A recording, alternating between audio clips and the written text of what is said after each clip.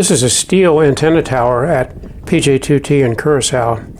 As I climb, you can see numerous rust spots that need attention, and over the ensuing 3 weeks I cleaned every one of these rust spots and then coated them with 2-component epoxy primer paint, and then followed that by painting the entire tower top to bottom with 2-component finish paint. We'll show you here all about 2-component finish paint and how you can use it to protect steel in corrosive environments. Hello, I am the Prophet of Doom. In a corrosive environment like PJ2T, 2-component paint is the only way to keep towers from rapidly rusting to destruction. All of these wonderful and fun toys, the radios, amps, computers, are all useless paperweights without functioning, safe, and well-maintained towers and antennas. Maintenance of towers and other outside plants is everything in contesting. This is the real work, the hot, dirty, dangerous work that counts the most. Without it, seaside steel will rapidly look like this, or there will be holes in the tower legs, and there will be complete failure, and soon the towers and antennas will be on the ground, and all of this fun inside stuff will be useless. This is what our 2-component paint looks like in Curacao. It's available under various brand names all over the world, and it's sometimes referred to as epoxy paint. Regardless of the brand, though, the idea is that there is always a paint component that you mix with a hardener component in a very precise ratio. Then you have about an hour of pot life before it becomes too stiff to use. This becomes tricky because you have to do the mix, close up the cans, and then rapidly get up the tower and get started painting. We've had these antenna towers here in this seaside location for almost 25 years. Without this 2-component paint, they would have been on the ground many years ago, a mass of useless rust. And so now let's go through this frustratingly slow procedure of mixing this stuff. As I mentioned earlier, this is the paint part, and it's very tricky to work with and very persistent, so when you get it on something, it's on there for good, so you have to handle it pretty carefully. And I've been working very intensely for the last 5 or 6 weeks on these towers, and so I've got this mixing down to a fine science. The mixing ratio is very specific. The instructions with this paint specify 84% paint and 14% hardener, and if you do the math on that, that works roughly out to 7-to-1. We use these very inexpensive chip brushes because when you're working with this epoxy paint, at the end of a painting session, this goes in the trash can. It cannot be cleaned. There's no solvent that'll bring this brush back. And bought in quantity on Amazon, these brushes cost about 75 cents, so we don't mind sacrificing them. I measured carefully in this mixing pot and put a mark 6 centimeters deep and another mark 7 centimeters deep. So we start off with the paint, and we load it into the container to the 6 centimeter mark. And again, the ratios are important. And there we are, 6 centimeters deep of paint. And now, right quick, this can has to be cleaned pretty diligently, or it positively will not open next time around. So as crazy as it seems, it's necessary to clean the lip of the can pretty aggressively, or you just will not be able to get this can open next time. And sometimes in our environment here, we'll seal up a can and it won't be opened up again for a period of a year or so. And this is the last painting session here today, so I'm going to be extra careful to get this clean and dry in the hope that I don't have to open this can for another year. One of my friends, Steve Ulichny, taught me that if you want to get paint cans open, you got to line them with saran wrap. And so we do that every time. Preferably with a piece that's big enough. And then that helps assure that that can is going to open the next time.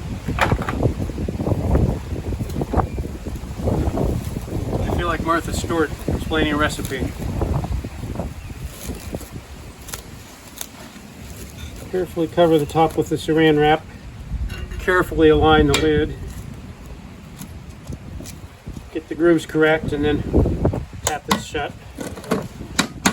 And so now in our paint pot, which is an old potato salad container, we have the 84% paint. And this can of paint now, which is $140 a gallon here in Curacao, since I'm a senior citizen, I get it for $125 a gallon, is hopefully sealed up for the future. Now for the hardener, the 14%, we have a relatively new brand of paint here on the island, and this stuff is much easier to mix because you can pour the hardener out of this bottle. And again, I'm looking at my marks inside the mix pot here, and I want to put 1 centimeter deep hardener and no more, or the paint won't work chemically. And then again, anticipating that we're going to want to open this bottle again someday, dry it off very carefully, put it aside, and then like any good Martha Stewart recipe that's about to go and be baked, you have to very carefully mix the hardener and the paint. And there's a temptation to shortcut this, but I've found that it's necessary to really be careful and take one's time and get this mix done thoroughly, because once you're standing in the air on a radio tower, you're not going to be able to get the stir stick out and plunge it down into this pot without making a mess of yourself and of the mix. So now we clean the stir stick off. Now we have our 7-to-1 mix ready to go, and put the lid on the potato salad container, because as we climb up the tower, this paint sloshes in the bucket and we don't want it to slosh out. And then we locate where the opening tab is, place that very carefully in the correct spot where I can reach the opening tab in the pot, and then a little bit more saran wrap to protect this brush.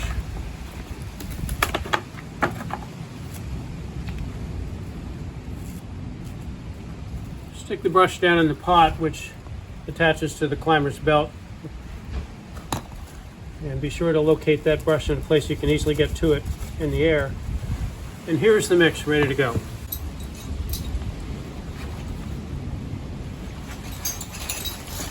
Climbing harness like this weighs about 20 pounds.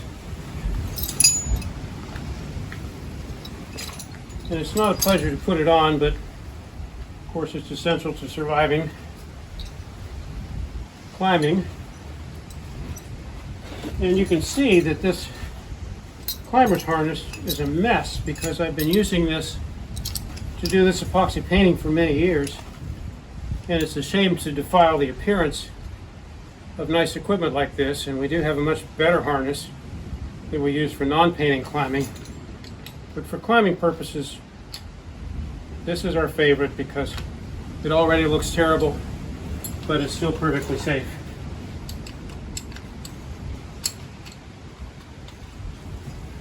So the poor son of a gun that's elected to do the climbing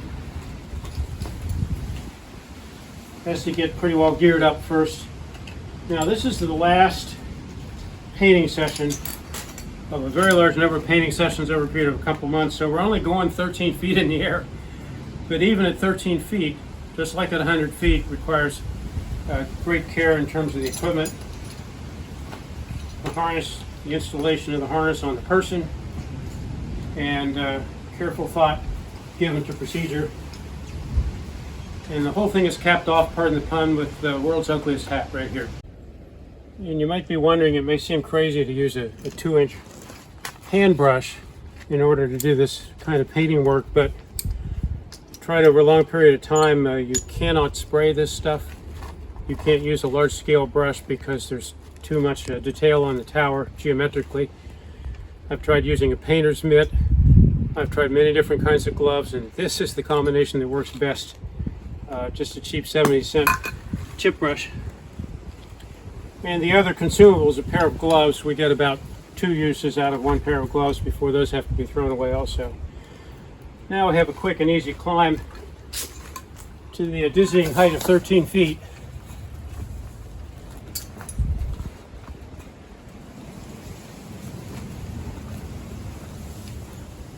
But one can still get badly hurt falling from 13 feet. So I'm taking my time to get situated. And this is the same procedure that one would be doing at 100 feet.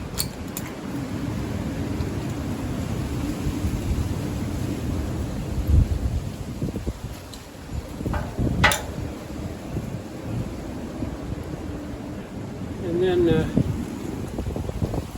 reach in and find the removal tab and pull the top off of the pot. And there's already been some paint sloshing in here.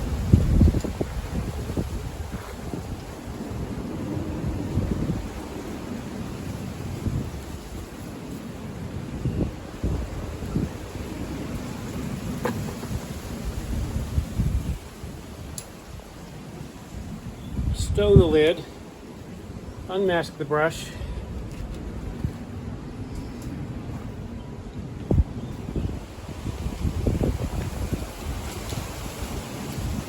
glove up, and then we can start. This is the easiest tower painting one will do. There's no mast, there are no antenna booms in the way. I'm below the feed line bundle. There are no rotor plates, there are no bearing plates. This goes much more quickly at this height than anywhere else in the entire project. But it still requires some patience and some technique to be sure to get complete coverage.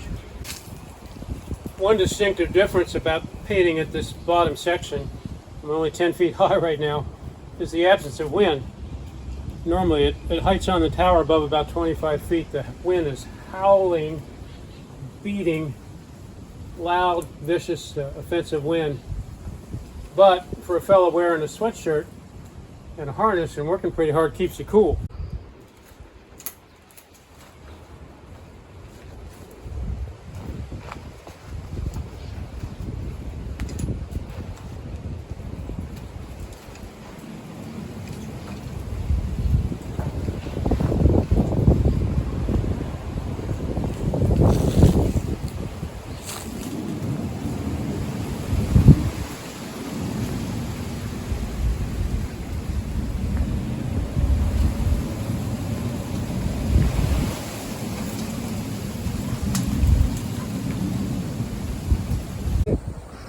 All right, this is a momentous moment.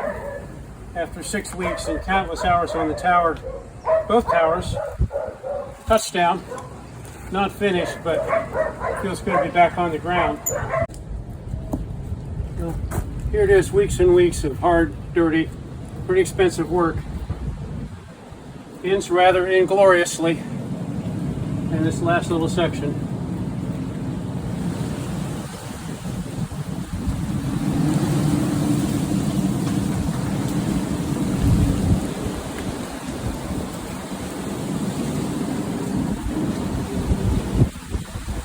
That is what finished looks like, and finished feels like.